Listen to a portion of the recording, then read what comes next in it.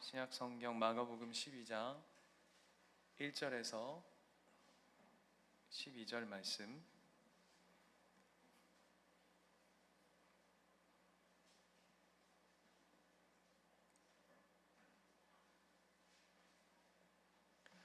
다 찾으셨죠? 한 절씩 교독하겠습니다. 예수께서 비유로 그들에게 말씀하시되 한 사람이 포도원을 만들어 산 울타리로 두르고 즙 짜는 틀을 만들고 망대를 지어서 농부들에게 새로 주고 타국에 갔더니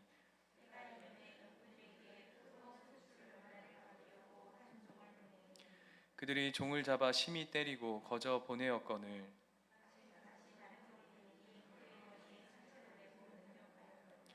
또 다른 종을 보내니 그들이 그를 죽이고 또 그 외에 많은 종들을 더러는 때리고 더러는 죽인지라.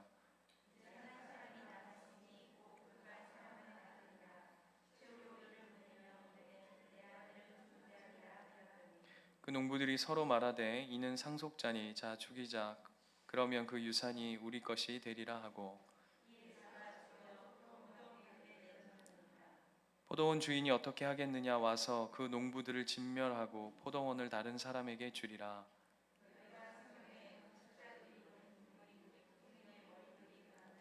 이것은 주로 말미암아 된 것이요 우리 눈에 놀랍도다 함을 읽어보지도 못하였느냐 하시니라. 그들이 예수의 이 비유가 자기들을 가르켜 말씀하신 줄 알고 잡고자 하되 무리를 두려워하여 예수를 두고 가니라. 아멘. 지지난주 여러분 말씀 기억하실지 모르겠지만 그 무화과 나무 저주 기억나십니까? 그 무화과 나무 저주를 통해서 단순히 그 무화과 나무 저주가 예수님 배고파셔서 살짝 이게 그래서 분노를 쏟아내신 것이 아니라 그 무화과 나무가 그 예루살렘 성전 안에 이스라엘 백성들의 그 하나님 없는 예수 없는 열매 없는 잎으로만 그냥 무성한 그들의 종교 행위를 꾸짖었던 그 모습들을 보게 됩니다. 그런데 특히 그들 속에 종교 지도자들을 대표성으로 해서 이제 말씀하셨다라고 하는 것을 여러분 기억하시면 좋겠습니다. 뒤로 갈수록 성경은 종교 지도자들하고의 이 옥신각신하는 내용들이 이제 복음서에 많이 쓰여져 있는데 왜 이제 종교 지도자들이 앞장 세워지냐라고 할 때 여러분 그 제가 한번 비유 들어서 한번 말씀드렸는데 기억하실지 모르겠는데 제가 이제 이런 거예요. 우리가 여기 한 학급이라고 봅시다. 여기 학급에서 2반 1등이 누구야? 라고 해서 제가 이제 물었더니 누구로 하면 좋을까요? 2반 1등 가장 1등 같지 않은 사람 김수희 1등 같지 않은 사람 예, 김수희를 해주랍니다. 예. 그래서 1등하고 이제 1등이 누구야 했더니 김수희입니다. 몇 점입니까? 하니까 60점 이러는 거예요. 그렇죠. 1등이 60점이면 나머지는 어떻게 된 거죠? 아니죠. 볼 것도 없다 이거예요. 1등이 60점이면 다 그 밑이라는 거 아닙니까? 그죠? 김나래 몇 점이라는 거죠? 20점. 그렇죠. 윤성민 10점. 그렇죠. 야, 그래도 부인보다 낮게 하는 남을 나보다 낮게 여기라 하시는 주의 마음을 가지고. 그래서 종교 지도자들을 이게 왜 앞세우냐 하면 얘네들을 보면 그 밑에 다른 이스라엘 백성들의 영적 상태는 볼 것도 없다 이 얘기를 하고 싶은 거예요. 네. 그리고는 우리가 읽진 않았지만 11장 27절 말씀으로 한번 가볼까요? 11장 27절부터 가면 이제 뚜껑 열린 거죠. 이 종교 지도자들이. 그래서 대제사장들과 서기관과 장로들이 이제 못마땅해가지고 예수님께 찾아와서 네가 무슨 권한으로 그 성전에 들어가가지고 막 다 뒤집어 엎고 네가 뭔데 그런 짓을 하냐 라고 얘기하니까 예수님 막 대받아 치고 서로의 권위에 대해서 막 옥신각신하는 이야기들을 가지다가 32절 볼까요? 32절 보시면 이렇게 이 이야기가 결론되어지는데 그러면 사람으로부터라 할까 하였으나 모든 사람이 요한을 참 선지자로 여김으로 그들이 백성을 두려워하는지라. 이에 예수께 대답하여 이르되 우리가 알지 못하노라 하니 예수께서 이르시되 나도 무슨 권위로 이 일을 하는지 너희에게 이르지 아니하리라 라고 얘기하면서 권위 싸움의 종지부를 찍어버립니다. 그런데 성경은 뭐라고 얘기하냐면 그 종교 지도자들이 사람을 두려워함으로 말미암아서 그 대답을 하지 못하였다라고 하면서 성경이 뭘 지적하고 있냐면 이 얘기를 하는 거예요. 그들의 권위는 사람을 두려워하는 땅에 속한 권위더라.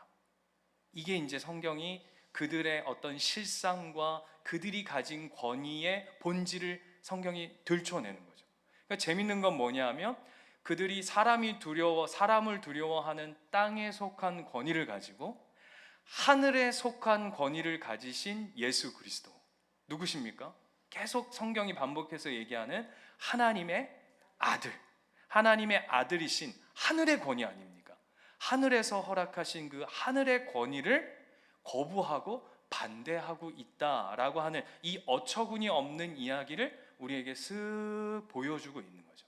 그리고는 오늘 우리가 읽은 12장 1절부터 12절이 그런 그들이 가진 권위, 종교 지도자, 이스라엘의 유대 종교 지도자들이 가지고 있는 그들의 어떤 신앙의 행태, 신앙의 어떤 모습, 영적인 어떤 그들의 그 깊은 어떤 내면을 예수님께서 한 비유를 통해서 우리에게 다시금 들춰내시는데 그게 뭐냐 하면 포도원 농부 비유인 거예요. 그러니까 여기 안에 있는 이야기는 누구 들으라고 한 얘기죠? 그냥 종교 지도자들한테 들으라고 한 얘기입니다. 그래서 12절, 오늘 우리가 읽었던 12장 12절 가면 이렇게 돼 있어요. 그들이 예수의 이 비유가 자기들을 가리켜 말씀하신 줄 알고 기가 막히게 알아 또. 그죠? 지들도 지들한테 하는 얘기인지는 아는 거예요. 하신 줄 알고 잡고자 하되, 여기가 참 재밌어요. 또 무리를 두려워하여 예수를 두고 가니라. 그러니까 예수님을 손대지는 못하는데 지들한테 한 얘기지는 않은데 뭐 때문에? 사람이 두려워서. 땅에 속한 권위가 얼마나 이게 우스운 것인지를 다시 한번 보여내죠. 그리고는 오늘 우리가 아는 이 포도원 농부 비유를 예수님께서 말씀하세요. 포도원 농부 비유는 단순합니다. 뭡니까? 포도원을 직접 만든 주인이 있었는데 그 주인이 그것을 농부들에게 맡기고 그 세를 주고 자기는 타국으로 떠나죠. 그래가지고는 이제 꽤 시간이 지났던 것 같아요. 그래서 자신에게 속한 종들을 보내가지고 그 소출을 이제 받으려고 이제 했더니 첫 번째 종을 보내니까 어떻게 합니까? 농부들이 심히 때리고 거저 보냈어요. 그죠? 소출 안 준 거죠. 그 다음에는 네? 또 4절 보니까 머리에 상처를 내고 능욕하고 그 다음에는 어디까지 가죠? 죽여버려요.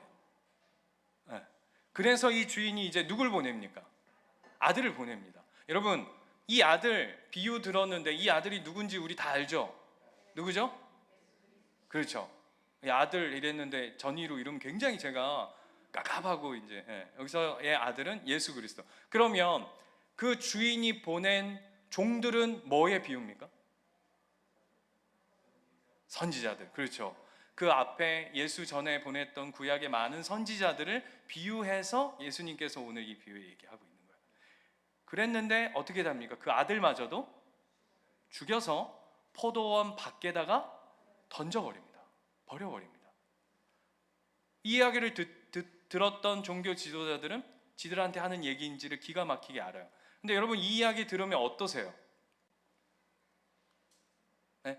우리는 이 이야기를 딱 들으니까 우리는 예수님의 이야기를 알기 때문에 이야기를 들으면 굉장히 이 나쁜 놈의 자식들, 이 농부들 왜 이 아주 나쁜 것들 이렇게 할 수 있지만 그냥 요거를 그냥 액면 그대로 보면 어떤 느낌 같으냐면 저는 이게 참 병인데 이게 어떻게 느껴지냐면 여러분 이런 느낌 아니에요?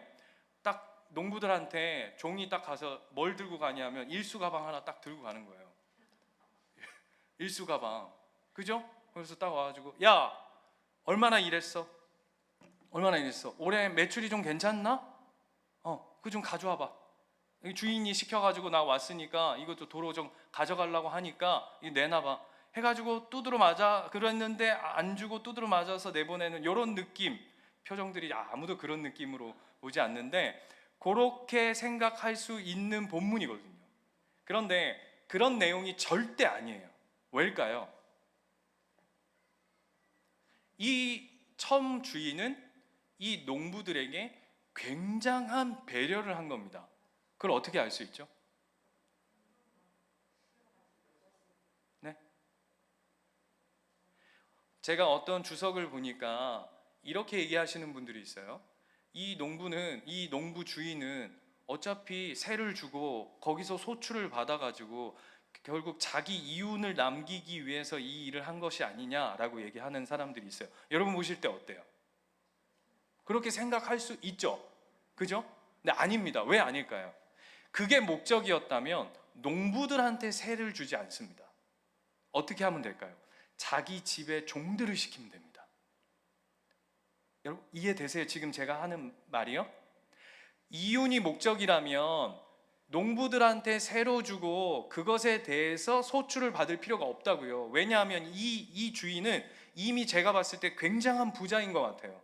굉장한, 그 다음에 집에 종들도 있어요. 보세요. 한 종 보내고 그 다음에 다른 종 보내고 또 다른 종 보낼 정도로 굉장히 부유한 사람인데, 이윤이 목적이었다면 그냥 보냈던 그 종을 데리고, 여러분 종 데리고 일 부리는 건 그 당시에 고대 근동에 돈 안 듭니다.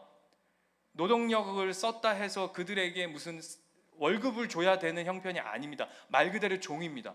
그러면 그게 목적이었다면 종시키면 됐죠. 그런데 그게 아니라 이 농부는 뭘 한 거냐 하면 이 농부들, 그 당시에 이 농부들에게 일자리를 제공해 준 거죠. 은혜를 준 겁니다. 바꿔서 얘기하자면. 이해되십니까? 이게 굉장히 중요한 겁니다. 무슨 얘기냐?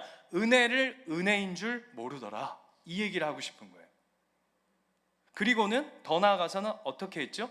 주인을 거부하는 겁니다. 주인을 거부했다는 걸 어떻게 아느냐? 주인의 아들을 죽이고 내쫓았다라는 겁니다. 그게 예수더라 라고 하는 걸 비유드죠. 그런데 여러분 재밌는 건, 예수님은 이 죽은 아들이 예수님을 비유한 건데, 예수님은 이 땅 가운데 오실 때부터 거부당했습니다. 그쵸? 누가 거부했죠? 네? 성경에 뭐라고 나와 있죠? 누가 거부했죠? 헤롯이요. 헤롯뿐만 아니라 그 당시에 헤롯과 함께 했던 대제사장과 서기관들이.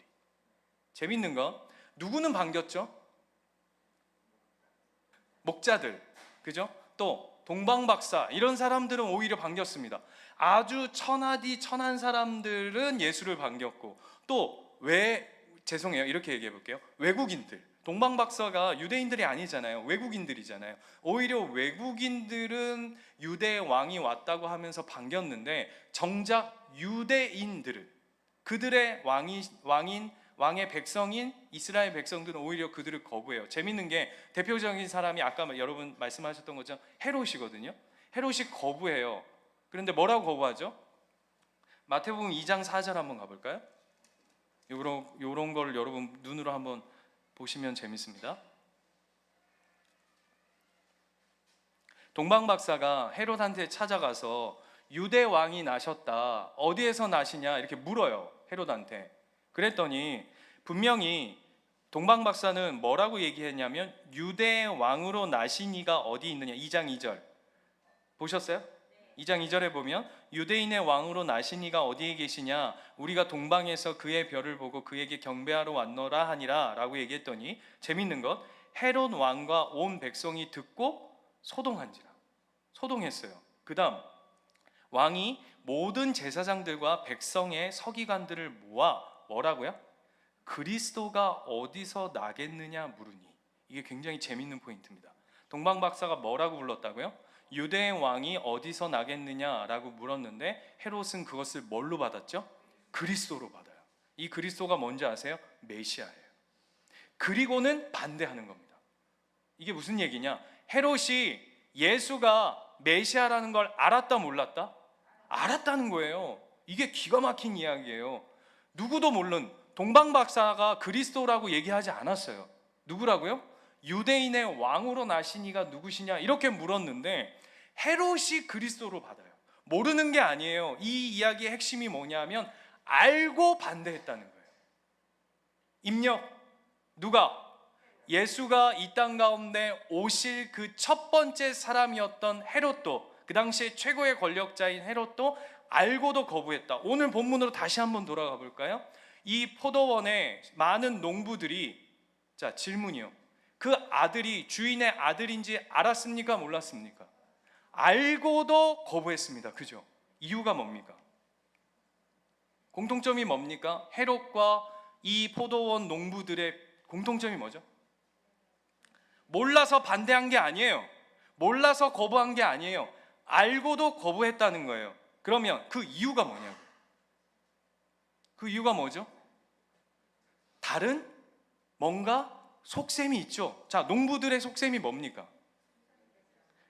7절에 있습니다. 읽어볼까요? 시작. 그 농부들이 서로 말하되 이는 상속자니 자 죽이자. 그러면 그 유산이 어떻게 된다고요? 우리 것이 되리라. 맞습니까? 아니죠. 그런데 자신들의 욕심, 자신들의 다른 속셈으로 말미암아서 예수 그리스도가 하나님의 아들 메시아 그리스도임을 알면서도 거부하는 것처럼 오늘 포도 농부, 이 농부들이 종교 지도자로서 그가 주인의 아들임을 알면서도 자신의 욕심 때문에, 자신의 어떤 이기심 때문에 자신의 것들을 챙기고 이 어떤 지위와 직책과 권력과 권위를 지켜내기 위해서 누굴 거부했다고요? 예수 그리스도를, 하나님의 아들을, 주인의 아들을 거부한 것을 오늘 보게 되어져요. 제가 어제 저희 와이프하고 막둥이가 이제 병원에 입원해가지고 1번, 2번을 제가 월, 화, 수, 목 이제 케어하는데 오랜만에 그 주부의 삶으로 돌아갔더니 제가 막 정신이 없는데 막 제가 지금 목이 막 가고 감기 기운이 막 돌고 이러는데 어제 또 장례가 났잖아요, 그죠? 장례가 나서 1번, 2번을 이제 집에다 놔두고 제가 이제 밥 차려주고 핸드폰이 또 이게 어떻게 이게 또 그런지 핸드폰이 지네 엄마가 지네 엄마라 그러면 안 되는데 아이들의 어머님께서 핸드폰 충전기를 가져가 버리는 바람에 입원한다고 아이들 충전할 게 없어가지고 핸드폰이 막 간당간당한 거예요.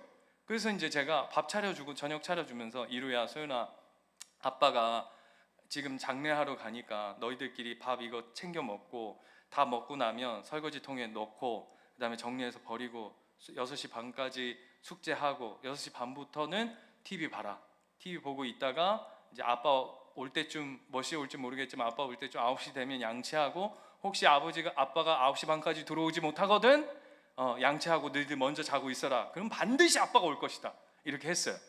그랬는데 이제 제가 이제 장례 예배를 마치고 한 8시 좀 안 됐죠. 8시 좀 안 돼가지고 이제 집에 전화를 했어요. 잘 있나 싶어가지고 다행히 배터리가 살아 있었나 봐요. 소윤이 거는 살아 있었는 건지 모르고 이제 이루가 받았어요. 그래서 이루야 밥 다 먹었어? 네. 뭐 하고 있어? 테레비 보고 있는데요. 그래 별일 없지? 네. 아빠 언제 오세요? 그래서 역시 우리 아들이 아빠를 걱정해 주는구나 생각해가지고 아빠 빨리 갈게. 뭐라고 그런지 아세요? 아니 아빠 천천히 오세요. 아빠 천천히 오세요. 우리 괜찮으니까 천천히 다 일 보시고 천천히 오셔도 됩니다. 그리고 뚝 끊었어요. 여러분 이자들의 속셈을 아시죠? 예? 이자들의 속셈을 아시죠? 천천히 오라는 게 이 아빠를 위하는 마음인가요? 거기까지 합시다. 저 듣고 있어가지고 지금 뻘쭘해하고 있으니까. 우린 속셈을 압니다. 종교 지도자들이 가지는 속셈이 그와 같은 거죠. 네. 알면서도 자신의 욕심과 자신의 어떤 자리와 자신의 권력과 자신의 위치를 세워가기 위해서 땅에 속한 권력, 권위를 세워가기 위해서 하늘에 속한 권위를 거부해버리는 이런 모습을 우리가 보고 있는 거예요. 여러분, 저와 여러분은 어떠세요?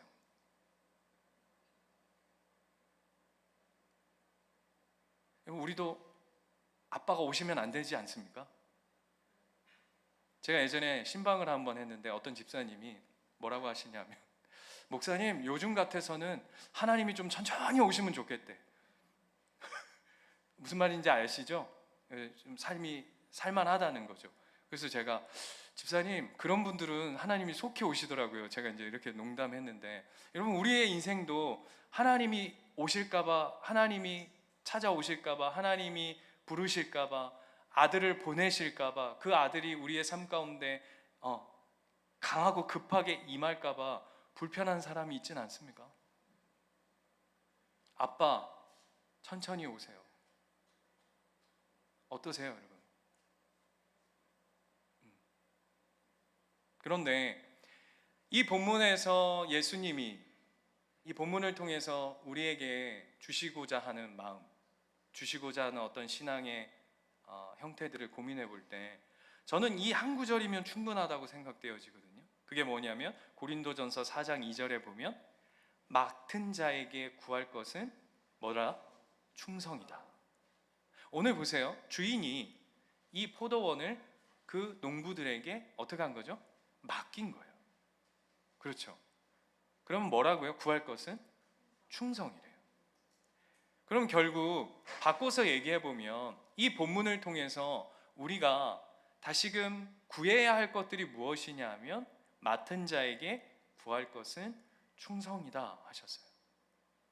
그럼 어떤 충성일까요, 여러분? 오늘 이 포도원 농부들이 놓쳐버린 자신의 이익 때문에, 땅에 속한 권력 때문에, 권위 때문에 하늘에 속한 권위를 거부했던 그들이 정말 하나님이 회복하기 원하셨던 그 충성, 어떻게 보면 우리에게 말씀하시는 그 믿음의 본질, 그게 뭘까요? 그건 12절 2절에 힌트가 있어요. 12장 2절, 거기 뭐라고 되어 있냐면 때가 이름에, 이렇게 되어 있어요. 맡은 자가 충성해야 할 첫 번째가 뭐냐 하면 우리는 시간에 충성하는 겁니다. 시간에. 여러분 보십시오. 신앙생활 대부분이 뭐와 깊은 연결이 되어 있냐면 시간과 깊은 연관이 되어 있어요. 무슨 얘기냐?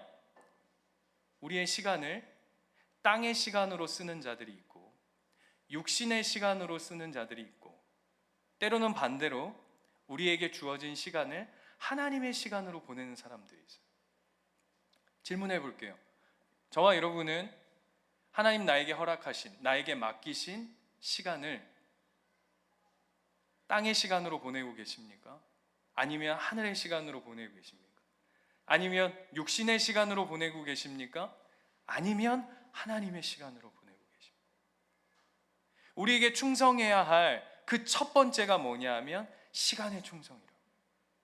바삐 살라라고 얘기하는 게 아닙니다. 그래서 에베소서 5장 16절에 뭐라 그러죠? 세월을 아끼라, 때가 악하니라. 때가 악하니라. 악한 시대 가운데 가장 세월을 아끼는 방법이 뭐냐 하면 우리의 시간을 하나님의 시간으로 보내는 것이죠. 어떻게 하는 걸까요? 구체적으로. 여러분, 오늘 하루 하나님의 시간으로 여러분의 주어진, 맡기신, 하나님께서 여러분에게 맡기신 시간을 보내셨습니까? 예. 고개를 끄덕이시는 분도 있고 지그시 두 눈을 감고 저의 시선을 외면하시는 분도 있는데, 여러분 어떠세요? 어떤 시간을 보내셨습니까? 하나님에게, 하나님의 시간을 보내는 그리스도인에게, 하나님 맡기신 자에게 충성된 첫 번째, 우리 시간의 충성 속에서 가장 우리가 둬야 할 첫 번째가 뭐냐면 우리는 삶의 우선순위죠. 그래서 시간에 충성한다는 건 우리는 삶의 우선순위를 하나님 앞에 두는 거예요. 제가 일일이 우선순위를 매겨드리지 않겠습니다. 그런 유치한 시간을 얘기하는 것이 아닙니다. 여러분 스스로가 잘 아실 거예요. 여러분 삶 속에서 내 삶이 하나님 시간 안에 내 삶의 우선순위가 드려지고 있는가, 아니면 내 육신과 내 욕심과 땅에 속한 것들을 붙들기 위한 땅에 속한 시간들로 내 시간에 충성하고 있는가, 무엇에 충성하고 있는가 고민해 보시는 시간들 되었으면 좋겠습니다. 그리고 두 번째는 어떤 충성이냐? 믿는 자에게. 여러분 잘 들어보십시오. 우리는 하나님을 믿는, 하나님이 맡기신 우리 그리스도인들은 맡은 일에 충성하는 게 아닙니다. 저 뭐래냐? 잘 들어보세요. 맡은 일을 충성하기보다 맡기신 이에게 충성하는 겁니다. 이게 혼동되니까, 이게 순서가 뒤바뀌니까 어떤 일이 벌어지냐 하면 주인 없는 열심만 남는 거예요. 하나님 뜻과 관련 없는 내 열심만 남는 거예요. 우리는 뭐에 충성하는 거냐면 하나님 맡긴 일에 충성하는 것보다 맡기신 이에게 충성하는 겁니다. 그래서 이 대표적인 이야기가 뭐냐면, 여러분 달란트 비유 아시죠? 달란트 비유. 달란트 비유가 아니고 품꾼 비유. 제가 지금 계속 이렇게 오락가락 하더라도 여러분 그냥 제가 개떡같이 얘기하더라도 찰떡같이 알아들어 주세요. 달란트 비유가 아니라 이 비유 아시잖아요. 지난번에도 한번 말씀드렸는데 9시에 일꾼 부르고 주인이, 그죠? 또 11시에 부르고, 뭐 1시에 부르고, 3시에 부르고, 그 다음 또 몇 시에 불렀다고요? 일이 6시에 끝나는데 5시에 불렀다고요. 그랬더니 월급을 얼마씩 줬어요? 한 달란트씩 똑같이 주니까 앞에 맨 처음에 9시부터 왔던 사람이 뚜껑 열렸죠. 왜 나는 하루 종일 일했는데 왜 1시간 일한 자하고 나하고 품삯이 똑같습니까? 라고 해가지고는 그 주인이 뭐라 그랬다고요? 내 마음이다. 맞아요. 내 마음이다. 뭘 모르는 거죠? 이 사람이 뭐에 충성한 거죠? 일에 충성한 거죠. 하나님은 그 맡긴 자는 뭐에게 충성하기 원하냐 하면 하나님 그 맡기신 이에게 충성하기 원하십니다. 질문해 볼게요. 여러분 뭐에 충성하고 계십니까?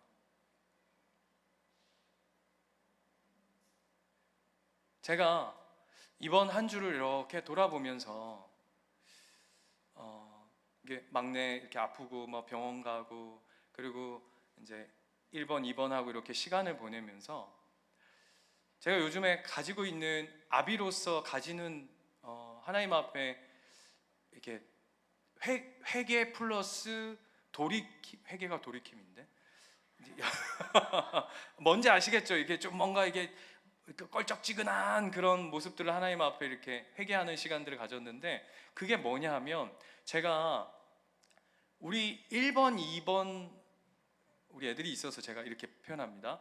1번, 2번, 3번을 이렇게 키우면서 1번, 2번한테 굉장히 엄한 아버지가 되고 있는 것 같은 거예요. 특히 1번에게. 그래서 자고 있으면 보면 딱 해가지고 내가 너무 애들을 쥐어 삶았나 가지고 딱 해가지고 막 머리 쓰다듬고, 주님 그리 아니하실지라도 하나님 제 마음을 해주시고, 그런데 하나님은 그걸 위로하시지 않고 너 똑바로 해라, 제대로 사랑해라, 이런 마음을 저한테 계속 주시면서 동시에 이런 마음이 생기는 거예요. 내가 왜 애들한테 엄할까?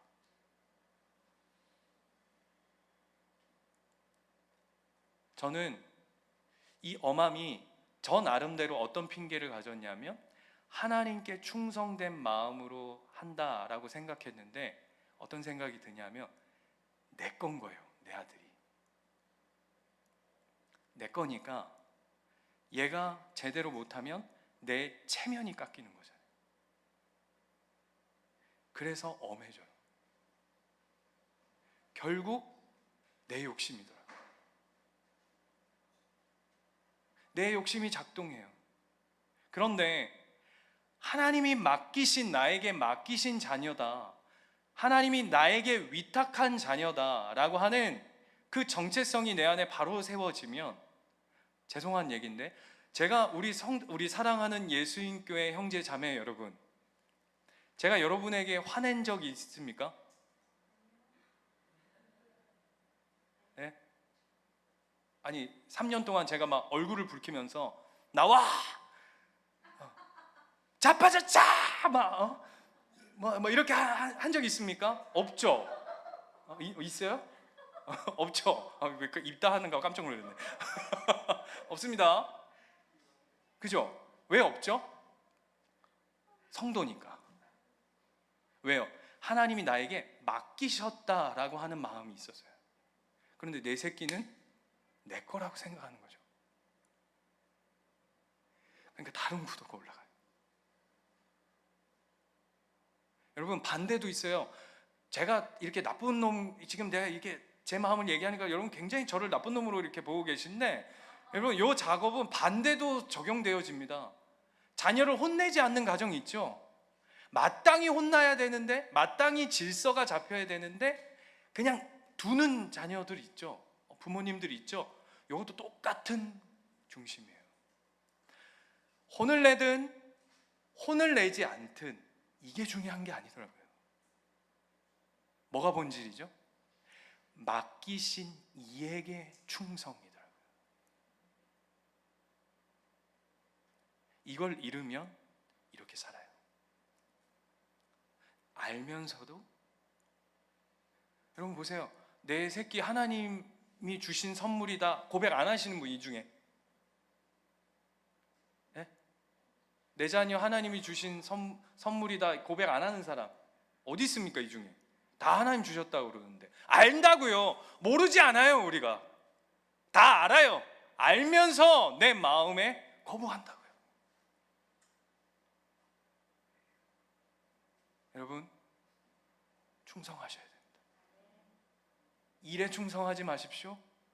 맡기신 이에게 충성하십시오.